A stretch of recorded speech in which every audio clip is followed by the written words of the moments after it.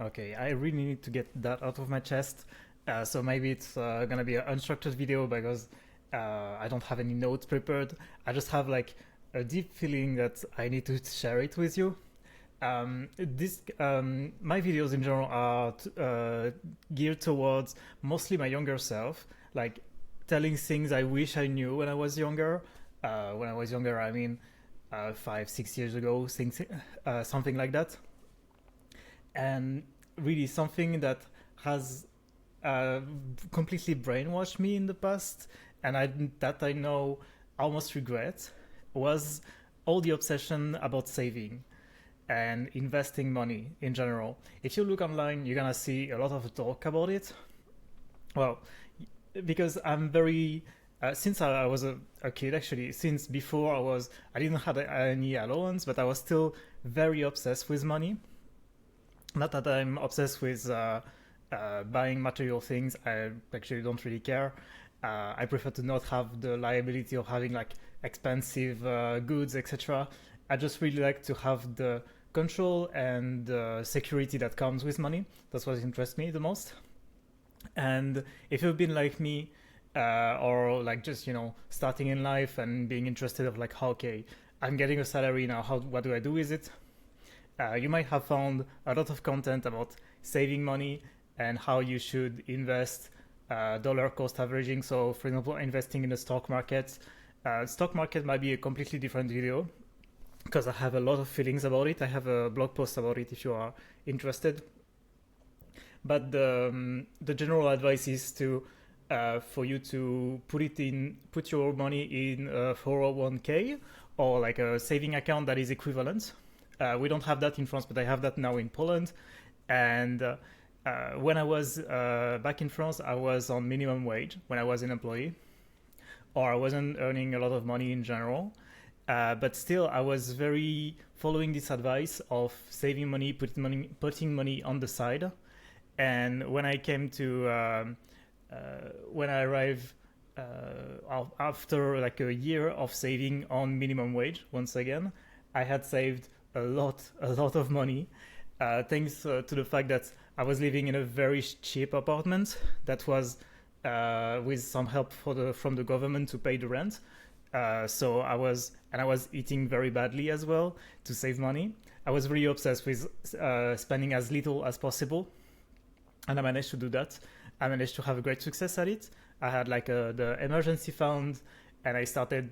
Once I did that, I started investing in the stock market. So putting money away that I cannot touch for a few years, but that will be tax advantageous basically. And I think that was the wrong move. I think that wasn't the thing to do.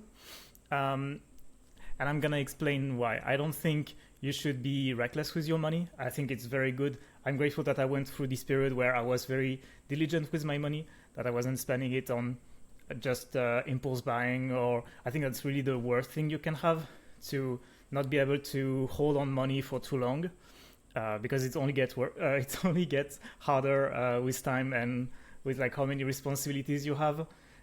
So it's really important to not be reckless with your money.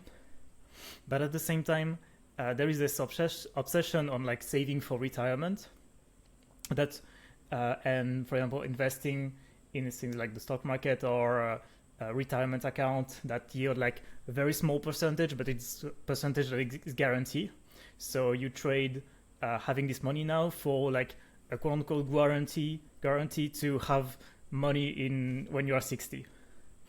And I mean, maybe that's a very young people person things to say from me, because like a lot of I'm sure a lot of young adults feels like me, like, hey, I need this money now. Why do I have to put it in the box and forget about it for all of my career?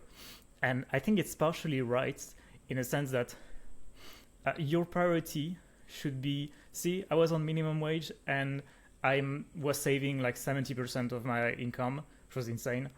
I was really focusing on saving and decreasing my spending.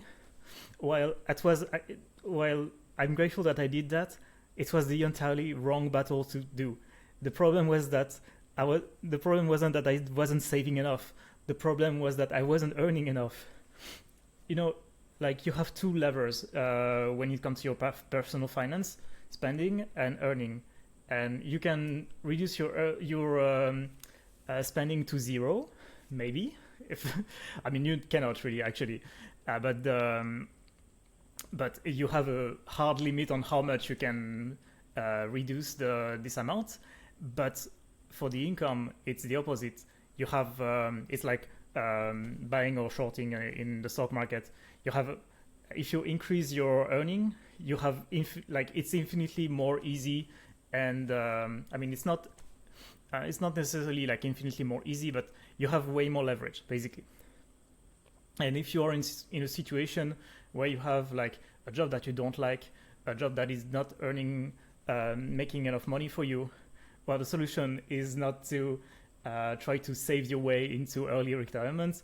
It's to increase your income.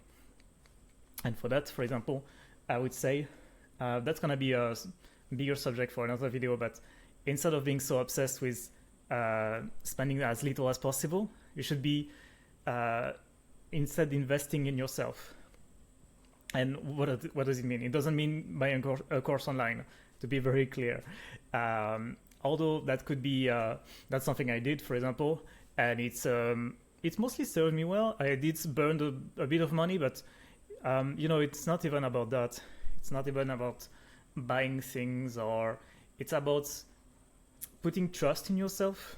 I think that's the thing. You know, like the retirement account, you are guaranteed to have a very small return, but it's guaranteed mostly. But if you are putting it in yourself, you don't have like a clear number on like how it's gonna improve, you. And I think, for example, I was very afraid, for example, to invest in like, for example, equipment or services. Typically, for example, I have, you know, I have artist friends, for example, who wants everything to be free. For example, they don't want to have subscription, which I think is pretty good, but they don't want to pay for software, or they don't want to buy a better computer or buy better equipment, etc. Typically, but it's sorry. But actually, that's the thing you should do. Investing in yourself, investing in your skills. That's something that's gonna be both like fulfilling, like it's gonna make your experience better. It will increase your revenue in the future.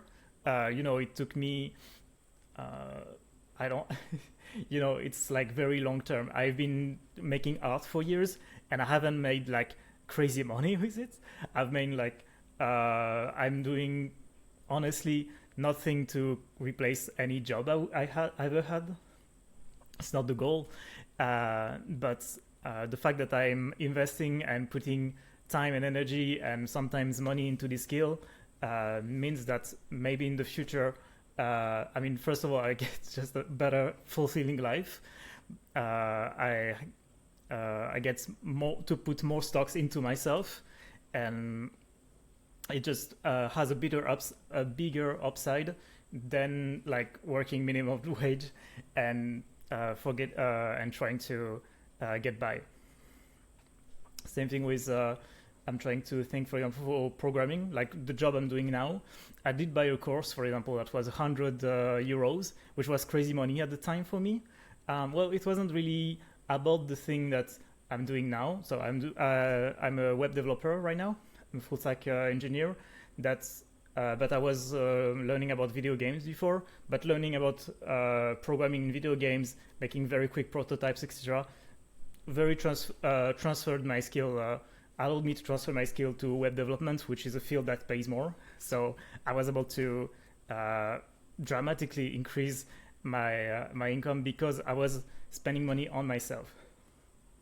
Like I said, I was also doing the opposite. I was saving money, focused on saving money for a while, but I should have realized that actually the thing that paid off, that had the biggest benefits for me, were when I invested in myself, when I trusted myself to, for example, just you know, ordering product, or ordering um, making any kind of investment that might or may not pay off, but it's way more fulfilling and way more rewarding, and could be more bring more revenue than just trying to save a few pennies, trying to not get coffee so that you have more money at the end of the month. I don't think it's the way.